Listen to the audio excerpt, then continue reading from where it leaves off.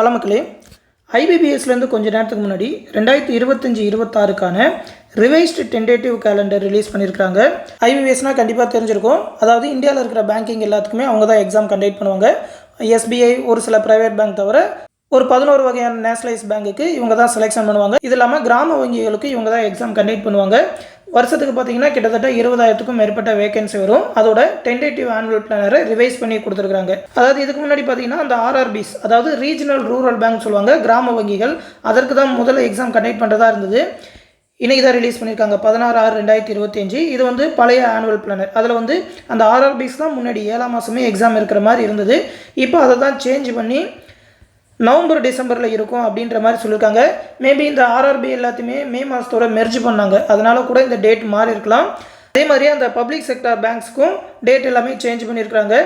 இதில் பார்த்தீங்கன்னா அந்த ப்ரொபேஷனரி ஆஃபீஸர் இந்த மாதிரியான போஸ்டிங், பிஓ மேனேஜர் போஸ்டிங் எல்லாத்தையுமே பார்த்தீங்கன்னா ஆகஸ்ட்டில் ப்ரிலிம்ஸ் எக்ஸாம் இருக்கும் அப்படின்ற மாதிரி சொல்லியிருக்காங்க. ஸ்பெஷலிஸ்ட் ஆஃபீஸருக்கு ஆகஸ்ட் 30 சொல்லியிருக்காங்க.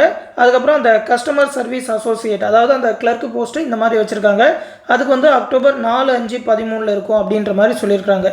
இந்த ஆர்ஆர்பிஸ்க்கெலாம் பார்த்தீங்கன்னா ஆஃபீஸர் ஸ்கேல் 1 வந்து நவம்பர் 22, 23 இருக்கும்.